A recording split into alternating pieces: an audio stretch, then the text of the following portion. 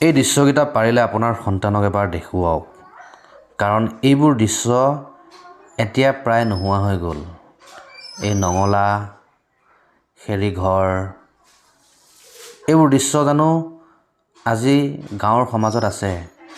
নগৰততো দেখা নাপায় আজিকালি, গাঁৱতো এইবোৰ একেবাৰে নোহোৱা হৈ গ'ল। চাওকচোন খেৰীঘৰবোৰ কি সুন্দৰ আছিলে। ইয়াতে এইটো গোহালি ঘৰত আঁঠুৱা থৈ দিছে, গৰু আছে। চাওক গোহালিৰ ওপৰত আছে ওখনি, নাঙল। এখন গ্ৰাম্য জীৱনৰ কি সুন্দৰ ছবি ইয়াতে চাওক তেওঁলোকে উপস্থাপন কৰাই থৈছে। এই খেৰীঘৰবোৰ কিন্তু আজিকালি আমাৰ গাঁৱৰ সমাজত প্ৰায় নাইকিয়াই হৈ গ'ল, নোহোৱা হৈ গ'ল। এই খেৰীঘৰৰ ঠাইত কংক্ৰিটৰ যিবোৰ ঘৰ, টিনপাতৰ ঘৰ, এইবোৰ ঘৰে কিন্তু এইবোৰ মানে যিবোৰ ছবি, এই ছবিবোৰ কিন্তু নোহোৱা হৈ গ'ল। এনেকুৱা কোৱা হয়তো আপোনাৰ সন্তানে দেখা নাই। এনেকুৱা ছবি হয়তো আগতে আপোনাৰ সন্তানে কেতিয়াও দেখা নাই। এইকেইটা দৃশ্য পাৰিলে আপোনাৰ সন্তানক এবাৰ দেখাওক যে অতীতৰ যি সমাজ ব্যৱস্থা, গাঁৱৰ যি ঘৰৰ নমুনা, নক্সা, ভঁৰাল কি, গৰু গাড়ী আজিকালি পাবলৈ নাই। ইয়াতে তাঁতশালৰ পৰা আদি কৰি ইয়াতে পলহ আছে। ওঠৰৰ ওপৰত তাহানিৰ এখন জীয়া ছবি ইয়াতে উপস্থাপন কৰা হৈছে। নমস্কাৰ, মই আছোঁ বৰ্তমান একশৰণ ভাগৱতী সমাজৰ সোণালী জয়ন্তী বৰ্ষৰ সামৰণি মহোৎসৱত আছোঁ। মই আছোঁ মৰিগাঁৱৰ জালুগুটিত। আজি অন্তিম দিন, গতিকে এপাক আহিলোঁ। ইয়াতে তোৰণখন বৰ সুন্দৰ লাগিছে চাওকচোন। বৰাহৰ যিটো অৱতাৰ ভগৱান শ্ৰীকৃষ্ণৰ, ইয়াতে বৰাহৰ অৱতাৰ সুন্দৰকৈ ইয়াতে প্ৰতিমূৰ্তি স্থাপন কৰি থৈছে। গেটখন ভাল লাগিছে বাৰু। তো আহক ভিতৰত কি কি আছে এবাৰ আপোনালোকক থ্ৰুতে দেখাই দিওঁ। দৃশ্যবোৰ বৰ সুন্দৰ লাগিছে। ফুলৰ চাওক কি সুন্দৰকৈ দি দিছে। ইয়াতে এইটো হৈছে পবিত্ৰ ধৰ্মধ্বজাৰ যিটো বেদী।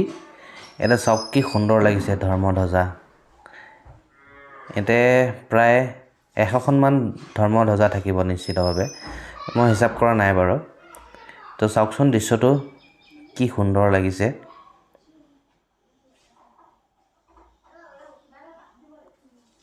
কি ধুনীয়া লাগিছে চাওক।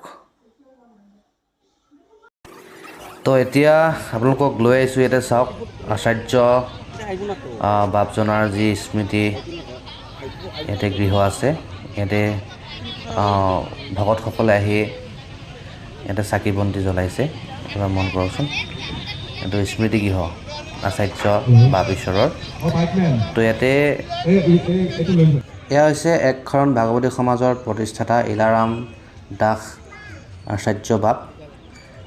মন কৰকচোন, বাপজনাক এবাৰ দেখাই দিছোঁ। অনুষ্ঠানটো মাত্ৰ 3 দিনৰ কাৰণে পাতিছিলে। ইয়াতে চাওক ভক্তসকলে হাজাৰ হাজাৰ গছি চাকি জ্বলাইছে। ইয়াতে নামঘৰ এটা ইয়াতে স্থাপন কৰা হৈছে। ইয়াতে নামঘৰত চাওক, যিহেতু নামঘৰৰ ভিতৰত চাকি জ্বলাবলৈ অনুমতি দিয়া হোৱা নাই, গতিকে ইয়াতে চাকি জ্বলোৱা যিহেতু ঘৰ এক্সট্ৰাকৈ তেওঁলোকে দি দিছে। চাওক হাজাৰ হাজাৰ গছ ইয়াতে ভক্তসকলে আহি চাকি জ্বলাইছে। অসমৰ বিভিন্ন প্ৰান্তত তেওঁৰ ইলাৰাম দাস আচাৰ্য বাপৰ যিহেতু শিষ্য আছে, গতিকে গোটেই অসমৰ পৰাই ভক্তসকল আহে এই অনুষ্ঠানটোত। বছৰত এবাৰ হয় এনেকুৱা ধৰণৰ অধিৱেশন ইয়াতে। তো এইটো হৈছে নামঘৰ। নামঘৰৰ কাষতে হাজাৰ হাজাৰজন লোকে আহি ইয়াতে চাকি জ্বলাইছে। তো এতিয়া আপোনালোকক সামৰণি দৃশ্যৰ কিছু শেষ শোভাযাত্ৰাৰ কিছু দৃশ্যাংশ আপোনালোকক দেখাব বিচাৰিছোঁ। আহক, মই গাড়ীৰ পৰা কেপচাৰ কৰিছিলোঁ। আহকচোন চাওঁ।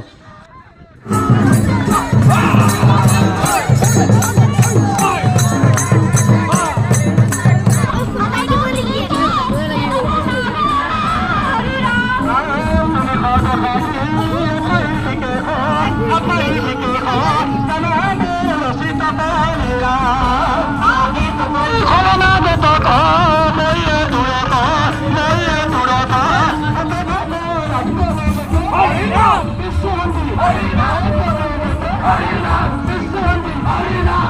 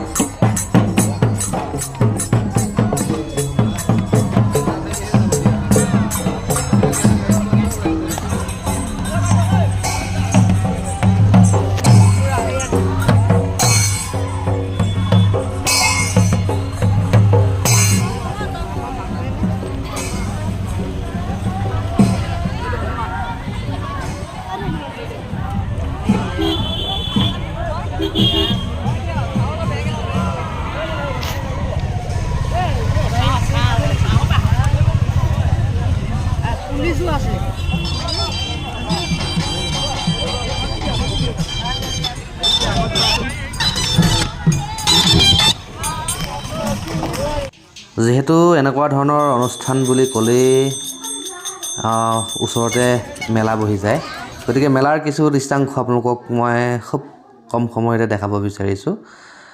ইয়াতে মই বেছি স্পীডত আপোনালোকক ফুটেজখিনি দেখাই দিছোঁ। তো ইয়াতে মিঠাইৰ পৰা আদি কৰি গোটেইখিনি বস্তু যিহেতু ইয়াতে ওলাইছে, যিটো অধিৱেশন বুলি ক'লে বজাৰ এখন বহেই আৰু। তো গতিকে ইয়াতে জেলেপি খাই লওক অলপ, কোনে কোনে ভাল পায়।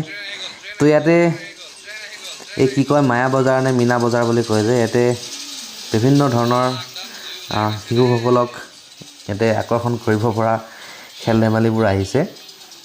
তো আপোনালোকক দেখাই আছোঁ, চাই থাকক। তো ইয়াতে ল'ৰাটো বোলে গাড়ীত উঠে, তো তাকো উঠাই দিলোঁ। ভাগিনজনীৰ সৈতে দুইটাই ইয়াতে উঠি আছে, চাওক। কেনেকুৱা লাগিছে? বাবা টেষ্টি। কোনফালে ঘৰ এনেকৈ?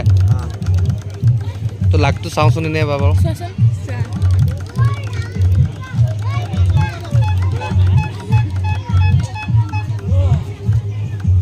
ৰখি গৈছে 17-20 টকা বিনিময়ত তাৰ পৰা যিকোনো এটা বস্তু পাই যাব। এটা ভাগ্য পৰীক্ষা আৰু পাইছো ভাগ্যখন কেনেকুৱা। নেলাগে, মোৰ ভাগ্যটো বেয়া, মই জানোৱেই।